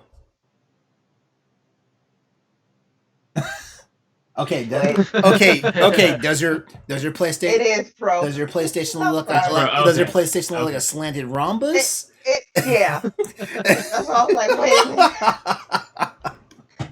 You know what? I actually bought my PlayStation like 2 years ago. I haven't always had it. So that's why I'm like, wait, which one do I have? Because I have a launch edition PlayStation PS4. Mhm. I have one, and I'm actually surprised it lasted because I've heard almost everybody's launch edition PS4 like gave up the ghost sometime after the PS4 Slim came out. Oh. Yeah, I I just think bought mine 2 years ago. So. I think mine still works. It's with my brothers right now, but it's barely hanging on and sounds like sounds like two jet engines I clashing. think into my each cousin other. said hers was doing the same thing. She was like, why it sound Yeah. like it's about to explode? Open that bad boy up and clean it. Get that Yeah. dust out of there. It'll help. Yeah. It's not going to Pop mine eliminate open. it, but it'll I'm gonna help. try it. Yeah, that's the funny thing. My brother, like, sent me pictures like, should I clean this out? I'm like, definitely. And he's like, will it fix it? Probably not, but do it anyway. Honestly, that's one of the best pieces of advice I can give anyone who still has like a launch edition. Well, actually, any system. It doesn't matter if it's a yeah. launch edition one. Like if you. And these systems are kind of modular now, so you can open them up and get a can of air up in there and blow them out. Like, trust me, you'll be doing yourself a favor because, like, when the system starts getting hot, that's when your system starts getting slowdowns. It starts getting those weird effects that everyone gets pissed off about because games are supposed to run perfect on consoles. But like, what do I know? I'm just a random ass PC guy. Patch 1.1 is available now for Cyberpunk 2077 for all console versions, including Stadia and the PC. The full patch notes can be found on the game's official website for an in-depth breakdown of what is packed into it. So ladies and gents, please do yourself a service. You may have been neglecting your Cyberpunk games because of all the stuff that's going on with it, but at least turn it on and get the new patch. At least do that. With this major update, is looking to be a big step in the right direction for what the future of the game could potentially be. The next update on the roadmap is patch 1.2, which does not have a set release date as of yet. So I'll say this: the smooth rollout of this first patch looks to be a solid indicator that it won't be too long until we see what changes are on the horizon for Cyberpunk 2077 and the denizens of Night City. All right, in our last news bit for tonight, Destruction All-Stars for PS5. There's a trailer out now, and it shows off all 7 of the characters. You know what? I was actually digging this trailer. I watched it. It's actually a pretty cool trailer. Still don't really know a lot about the damn game, though. Yeah. Yeah, it's still up in there. Thank goodness it's going to be a free game of the month, or else I definitely think this game would be sent out to die. Oh yeah, for yeah. real, yeah. Yeah. At full pop, there's no room for this game, but Yeah. free and kind of get the word out. And if they do a good job with it, I think it'll be successful. I think it has potential to be like a Fall Guys type of deal, right? But Yeah. I'm actually really excited for this game. I've been eyeballing it since they first announced it. I was like, I don't know what it is, but it looks like it's fun. Right. I was, Yeah. I was one of those. I was in those. What the hell are you people? I didn't know if it was going to be like a Destruction Derby game or a rollerball game. I didn't know what was going to be about it. It looked like it was all of like the above. it sounded like Twisted Metal and Fortnite at the same time. Like I was It like, kind of really- it kind of has a Fortnite art style. Yeah. If we're being serious here for now. But Destruction All Stars, the multiplayer Destruction Derby PS5 exclusive, is as we pointed out, it's still somehow mysterious. We've barely seen any gameplay for it, but Sony is nonetheless hoping to remind you that it exists with the new character trailer. Featuring 7 characters in total, which are all confirmed in the trailer. They all appear to have interesting abilities in their cars, such as spikes that can be deployed on the body of the car, frontal armor that make it easier to crush opponents, a magnet that sucks in cars close by, and more. It looks to be a good time. It really does. The trailer does show off some bits of gameplay, of course, but it mostly focuses on the characters themselves and their unique abilities in the car. One of the neat mechanics in Destruction All-Stars is that players can still run around the arena when their car is deployed, which is another thing that we haven't seen much of. Now, like I said, I watched the trailer. Okay, the guy with the trash bag over his head, that's He was booty popping. I just saw. that is my character. That's who I'm going to play with. Oh yeah, absolutely. I thought the I'm same looking- thing. That's why I'm not saying nothing. I'm looking at it. I was like, he gotta work at it. He reminds me of Octane from Apex. Yeah. I just love it. Yeah. I love the so energy. yeah, trash bag head. That's who I'm playing with.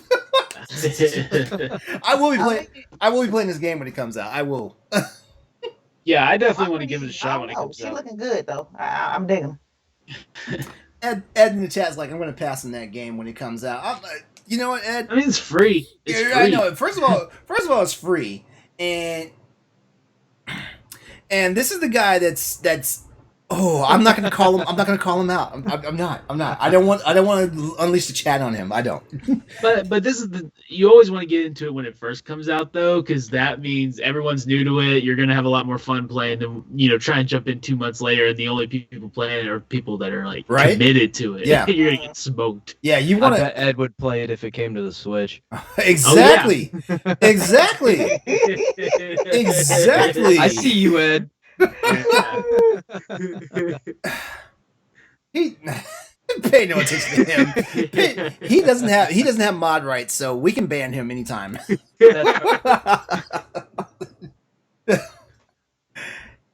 He's acting like he wouldn't play this game, but I guarantee you. Oh, hold on. Is it just not your type of game, Ed? We're talking to you right now. Here's your chance. Is this just not your type of game? If it's not, we get it. We'll give him a chance. We'll give him a chance to reply. All right. Destruction All Stars, of course, will be one of February's free games on PlayStation Plus after it got pushed back from November. Okay. He said it's not his type of game, and we can respect that. We honestly can. I feel like though with some of the games I've seen him play and seen him stream though, like I think he might be passing up a good thing. That's just my opinion. I agree. I think it's gonna be a fun time. I think so too.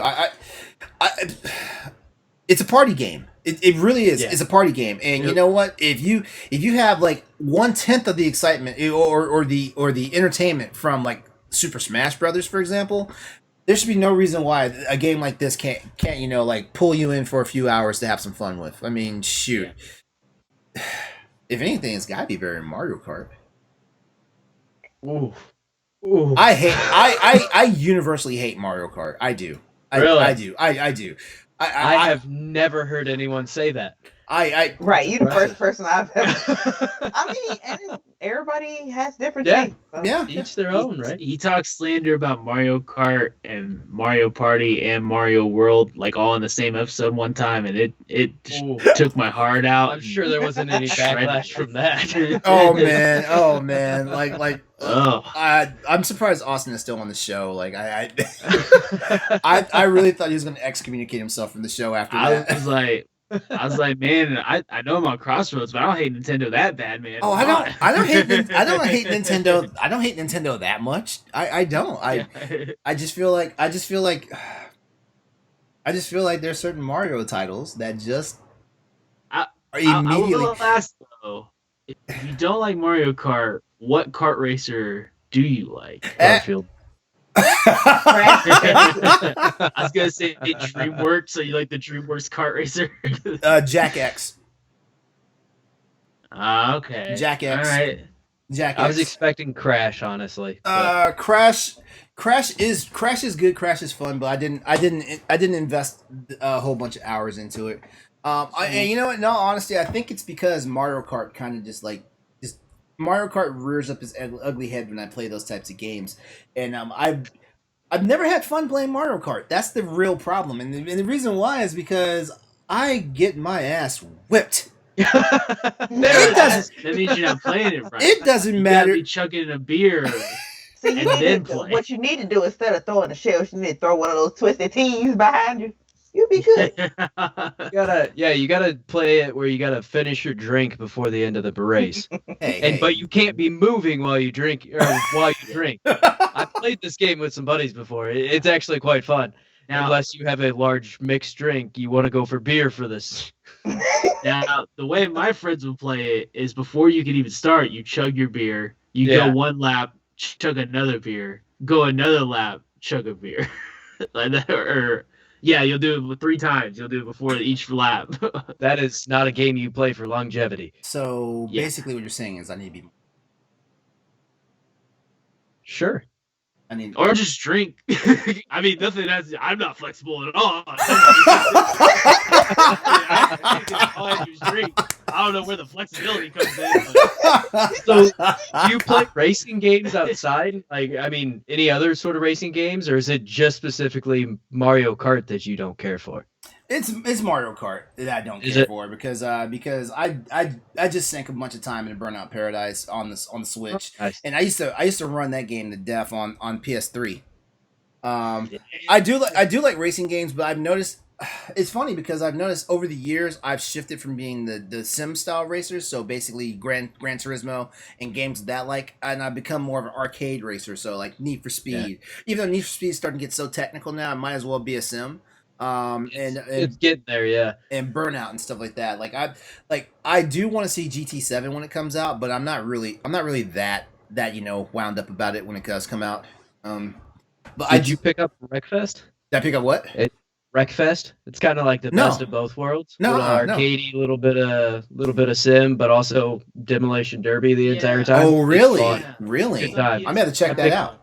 Right. Picked it up on PC not too long ago. It's good time. Okay. All right. I'll check that out. All right. So yeah. Since we're speaking about Sony titles, Bro, I know that LeBron likes to start stuff, but I also like to start stuff with LeBron too, so it evens out. I just mentioned Final Fantasy 8 and it gets him going, you know. Well, she doesn't want to hear any of that tonight. Yeah. She doesn't. Oh, I can't wait. Whenever we get closer and closer to Final Fantasy 16, we're gonna do a Final Fantasy expose, and Oh, I can't wait. We could. and that's when I'm just gonna really unleash the Kraken on Final Fantasy 8. Because you might want to jump on for that episode. Yeah, bring it. Sancho Brown. All right. It's time for our big topic tonight. And tonight's big topic is how Sony has taken a look back at the most downloaded PlayStation 5, PlayStation 4, and PSVR games of 2020. I love this. As a matter of fact, Austin and I, we can agree that we love a good list article. We do. Oh yeah. We do. It gives everybody something to talk about. Leave Squall alone. All I'm gonna say is he needs to be like Gohan and learn how to dodge. He wouldn't have had that big ass scar across his face. Dang. Dang. I'm just saying. He Oh, did got a like point. extra pissed about it. He was. Hey, I'm just saying. I get it. I don't get it. How does a long ass gun blade take you by surprise enough to get your face slashed? Ow! I need to go back and play that. I don't get it. I don't get it. But Austin, look what you did. Look what you did. All I said were the words Final Fantasy VIII. I didn't say anything else. I just said those words. Cousin And said it she ready to starts- come out brawling. I'm gonna leave it alone. All right. Via the PlayStation blog, Sony has released the top 10 most downloaded games from the PlayStation Store. Since we're talking about Sony and PlayStation here at Crossroads, we would love. Who would we be if we passed up this opportunity to talk about it as well?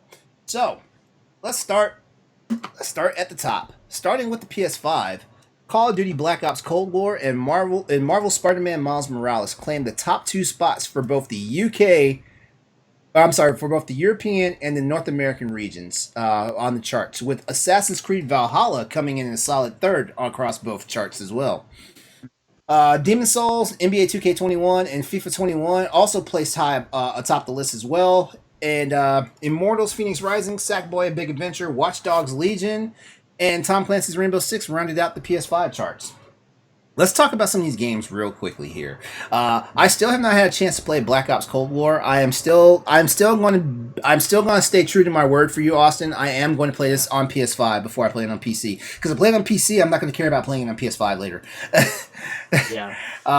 Makes sense. And it's not great multiplayer. It's not great. It's Modern Warfare was much better, but I have the interest in the campaign for PS5 just for the trigger feedbacks and stuff like that. That interests me. But that is really cool how they've the done the adaptive multiplayer, games. the multiplayer Cold War is not good. It's not good. Yeah.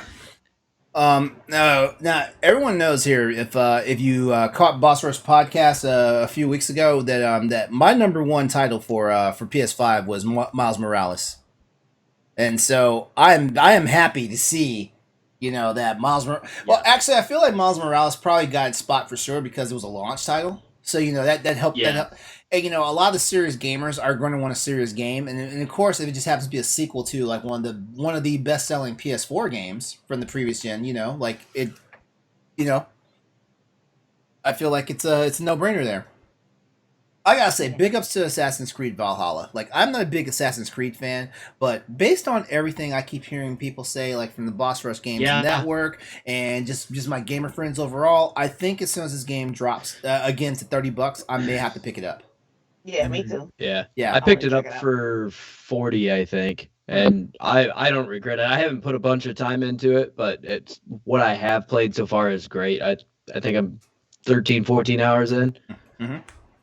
Now, do you have to play like any of the older games to know what's going on? Oh, okay. Not really. Yeah, I mean, okay. there's some present day stuff, but it's not. It kind of branches off of Odyssey more than anything, and I didn't even finish Odyssey. So, but you can deduce what's going on for the most part. They do a pretty good job. Cool.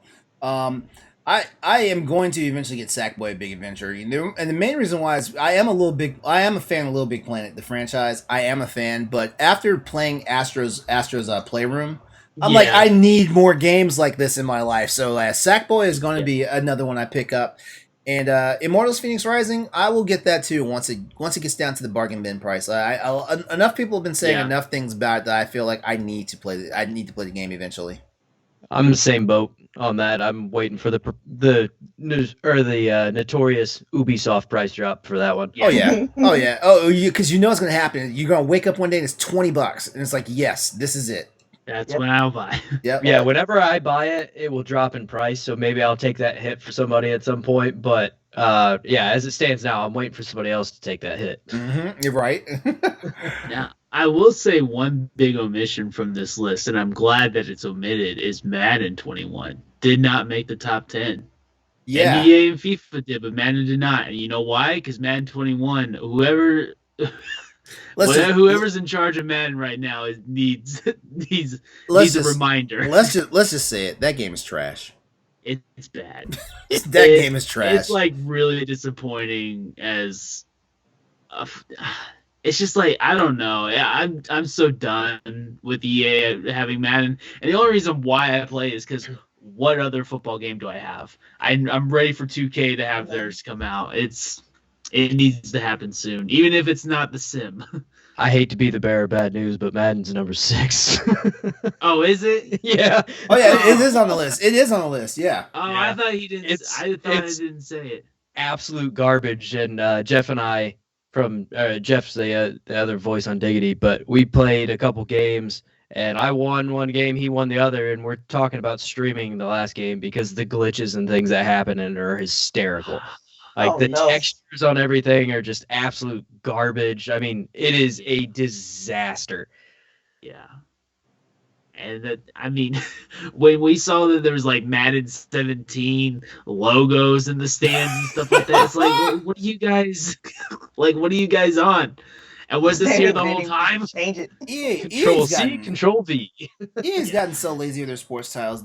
This is now the time when we need an SSX title more than anything. We Yes. need it. We need it. Well, and it's really why I'm glad that Xbox and Nintendo are going to get MLB The Show, because that is the one sports franchise that is good quality Mhm. and doesn't, shortcuts like Madden and kind of sadly FIFA now. And they're not bombarding you with microtransactions, which is now NBA 2K's problem. Yeah. Where Oh, everything really? Mhm. I did not Oh. know. Yeah. NBA 2K is a really good game, but you have to get through like 15 different ads just to start playing games most of the time. It's ridiculous. Yeah, I'm really excited that MLB The Show is coming to everything now. And Sony San Diego's got that down. All right. So, Call of Duty Black Ops Cold War, no surprise. Also claimed the number 1 spot for the PS4 side in the North American region because we're Americans and we love shooting shit.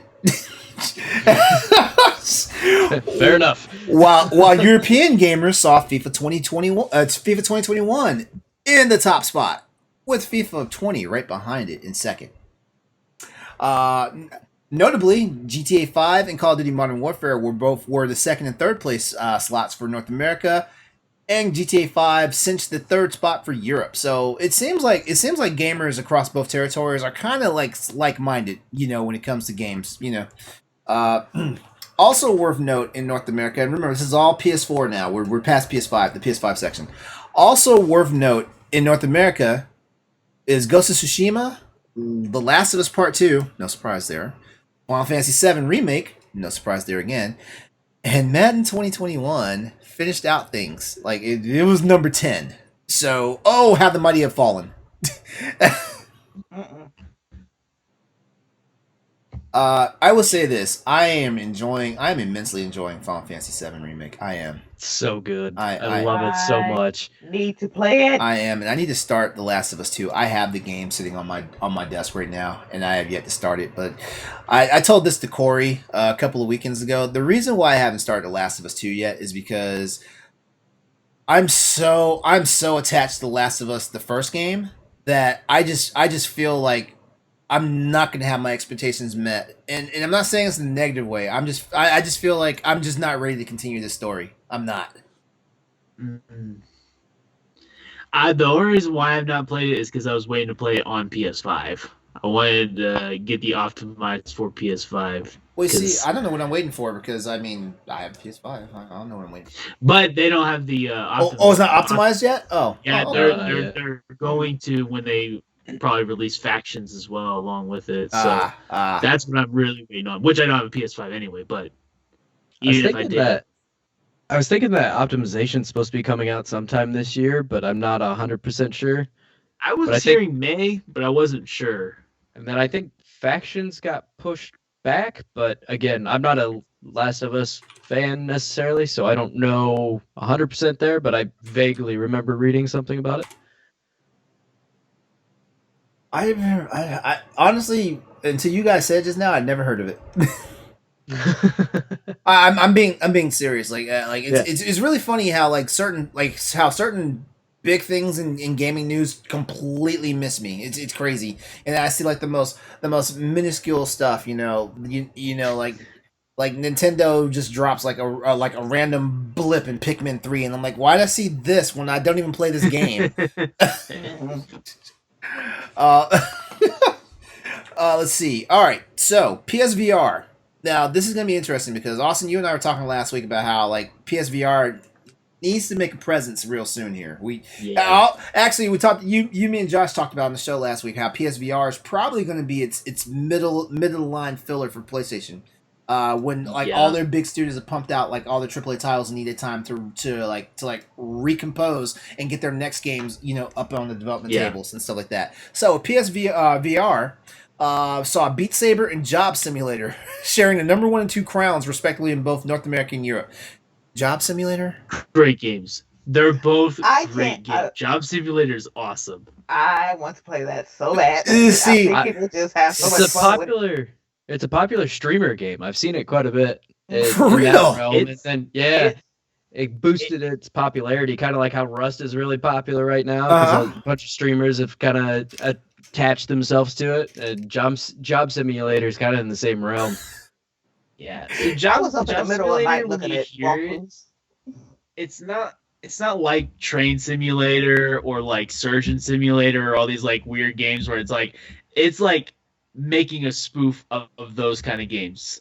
And like all the robots are teaching you how to do like mundane things like stapling papers and all this stuff like that. And but it's so funny, dude. It's one of the funny games. You know what? I'm one of those people. I suffer from the "don't judge a book by its cover" thing, and so when I see a title like Job Simulator, I'm already like, nope. But you know what? But if you guys are saying it like that, I need to go check out some streams and see what it's about. It's one of my top VR games for sure. All right. Now I will say this though, I get down some Beat Saber. Like I love that game. Like I go over to a buddy's house and play play it on his PSVR, and man, it's a blast. I love it. Yeah. I really want to play it, but I'm waiting for the next iteration of PSVR because I got rid of my PlayStation 4 and the hardware is not really working on the PS5. So Yeah.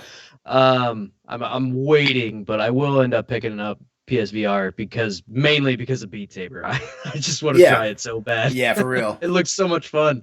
It is. Well, it is. and Take it from me. It is fun. PSVR is gonna have to beat Samsung's price model at this point because they can play Beat Saber, and with PC you can get all the different soundtracks. You don't, handmade soundtracks and stuff like that. Whereas PS is limited to, basically just EDM tracks and stuff like that. All right. Also, let's see. Speaking of more PSVR titles, Creed: Rise of Glory, Super Hot VR, which I've heard some good things about. The Walking Dead: Saints and Sinner. The Walking Dead: Saints and Sinners, I've also heard good things about. Now, I have not heard anything about Vader Immortal, the Star Wars VR series. I have not heard anything about that.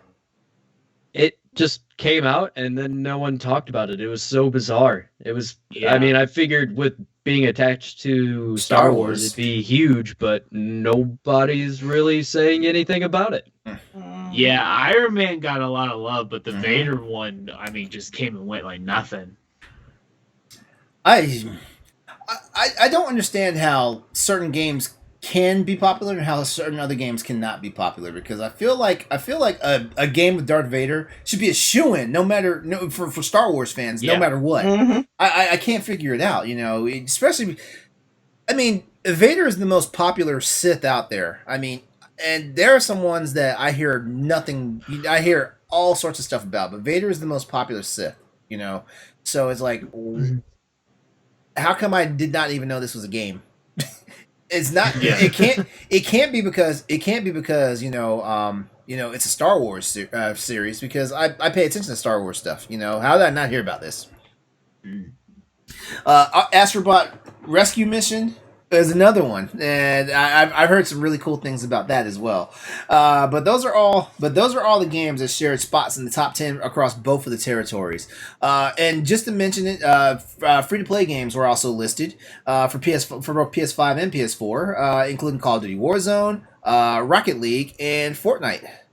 Claiming the top 3 spots respectively in both territories, with Apex Legends in fourth place. Are we not surprised here? These games are literally playing king of the hill right now with each other as far as which one is the most popular free to play game.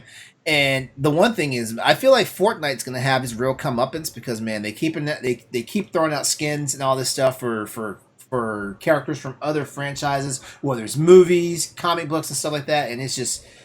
wow, Fortnite's probably gonna have like its biggest year in 2021 because it got that boom in 2020 for sure. Yeah, And they're they getting all just the. released so glad. Predator. Oh yeah, Yeah. they just released. Yeah, they just. I think is Predator officially out, or are they still in that planning Yeah. stage? Oh, it's out. Oh, All okay. right. Yeah. My kids play a lot of Fortnite, so I hear all about it every time I come home from work. Hey, guess what? Guess what?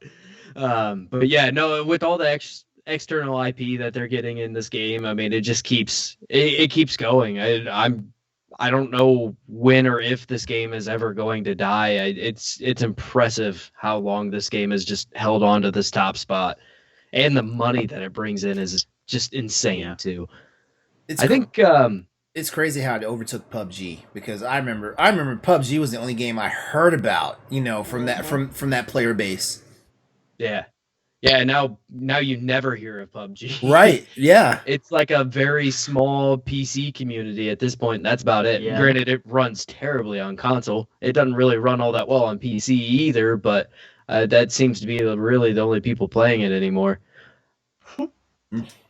I was really happy to see Genshin Impact on this list too. Oh yeah. Yeah. Genshin Impact. Yeah. That game's it's pretty fun. Yeah. I mean, for what it is. I feel a lot of people came for the curiosity factor, and then they actually got hooked on it. Yeah. And Yeah, that's like a good way to be.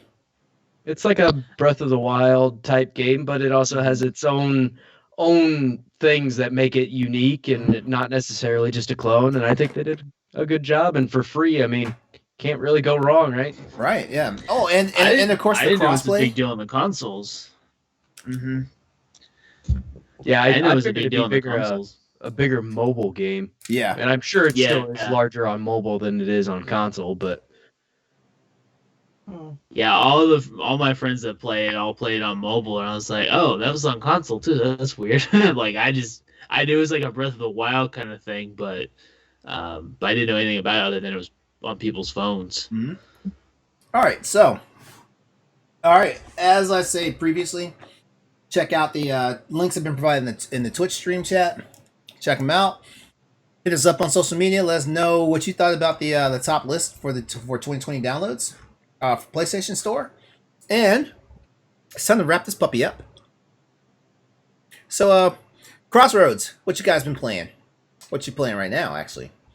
I've been playing. I feel like I've been playing PC Simulator thanks to my job, which, by the way, is going to be is going to be part of the humble choice this month. nice. So I get to play a game that's basically my job. But all things considered, I have been playing the Monster Hunter Rise demo, and I need to get back into my other games: Final Fantasy VII Remake, Cyberpunk 2077, so I can get those done out the way when Monster Hunter Rise and Return will come out on March 23rd. Whoop, whoop.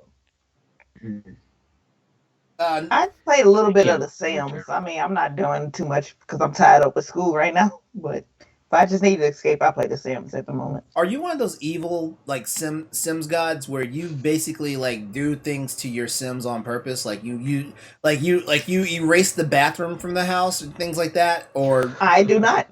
Take the pool. The at it. last time I did something evil was in the first Sims game, and you had a roommate named Mimi, and I hated that girl so much I actually removed the door and set her room on fire.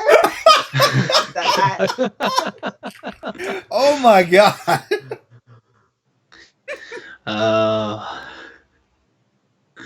Now we know Nellie's evil. Yeah. In video Now we games, know. oh, you should see me in GTA. I drive on the curb. I don't drive in the street. That's just in video games. I don't do that stuff in real life. That's good. So they don't have Xbox, PlayStation, or Switch in jail. So I don't have that. But if they did, I mean, it's on the table. Actually, no, Yeah. because I'm the only child and I don't like sharing. So Brody, what you been playing this week? I have been playing a lot of Persona 5 Royal. That's a game that I made it like halfway through the original Persona 5, and then Royal came out. I was like, maybe this is going to be what gets me into this game, and I'm finally going to get through it. And I am getting near the end, and it's bittersweet because I absolutely adore the game, but I'm also very ready to move on to another game. It's like I've been grinding this game out extensively, and my play clock's at like 150 hours right now. Wow.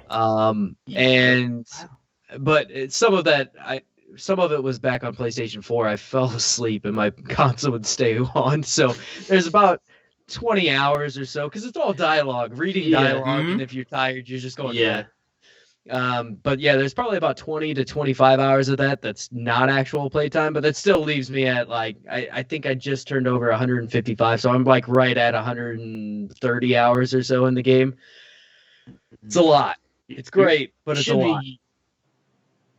When I beat Persona 5, I think I was at about 120. So with Royal, it's probably going to be about the 150 mark, I would think.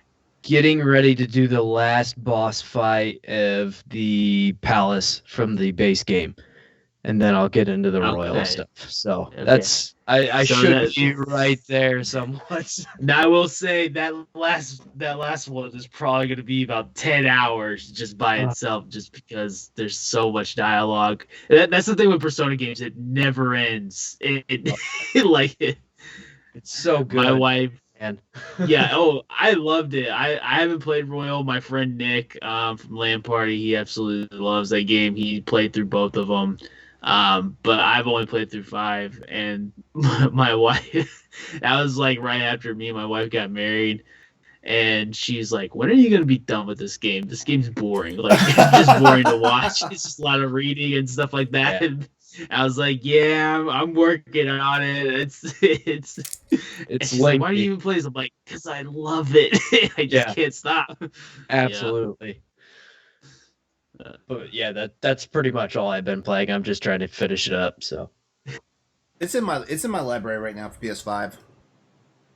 Set out a good chunk of time.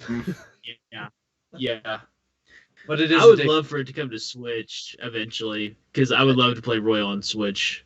That would have been the ideal way to play it. I probably would have gotten through it a little bit quicker, because a lot of times when I sit down to actually play console, I want to play, a multiplayer or something like that, or there's always somebody that wants to hop in the party, and it's not really a game I can play with somebody in the party because you can't. It's all dialogue for the most part, so it's hard to do games like that. But on the Switch, I probably could have knocked it out a little bit quicker. Honestly, I do remember I actually played and beat a Persona 4 Golden on the Vita, and you know what, Austin, you're right, man. We need those Persona games on the Switch. We absolutely. I have like a backlog of like 50 plus games on the Switch right now, and I just got Scott Pilgrim.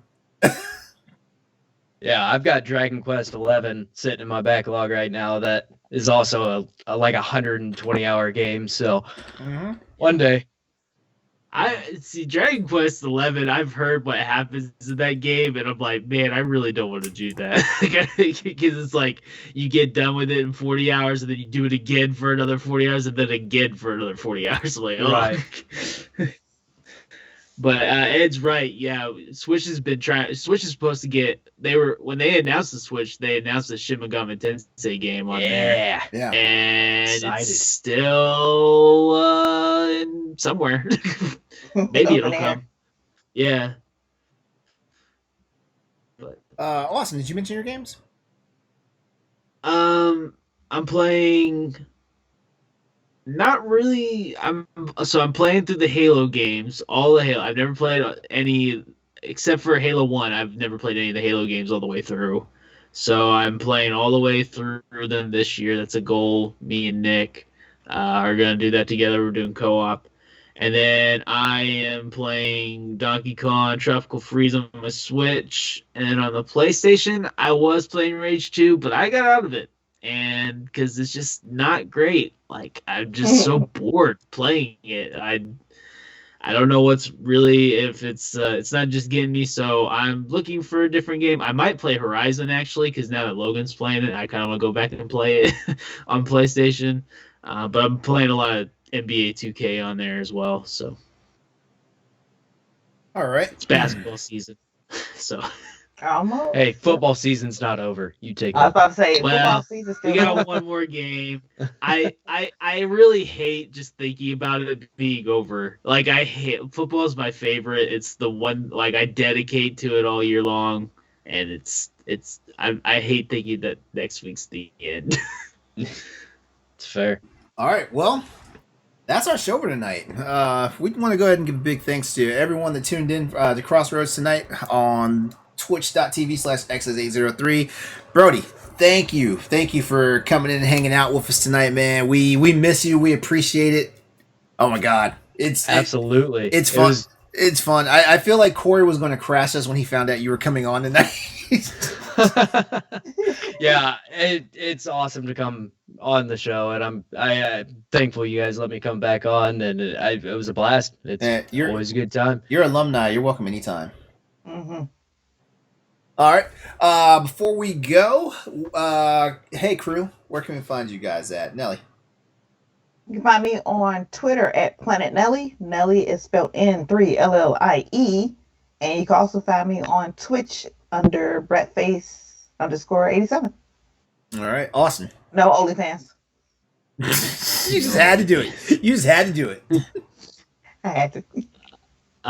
On Twitter, you can find me at PlayStation, and you can catch all of my other names for everything else in the pinned tweet. All right. Including your OnlyFans? Yes. OnlyFans, Tumblr, Pornhub, a Domino's account number. Woo! Woo! Let me Perfect. let me guess. Your wife's your cameraman. Let me guess. Yeah. That or Logan. Oh. See, I knew y'all were tight like that. I knew it. Mr. Foltz, where can we find you at? You can find me on Twitter at Brody Foltz. I don't ever post anything. If you really want to hit me up, you can find me on Diggity Podcast on Twitter. Instagram's Diggity Podcast as well. Diggity Podcast obviously is our main thing, and that's where I choose to spend all my social time. So that's where I'm at. But yeah, you can tune into our show. We do a live every Thursday at roughly 9 o'clock, depending on if we have technical issues or not.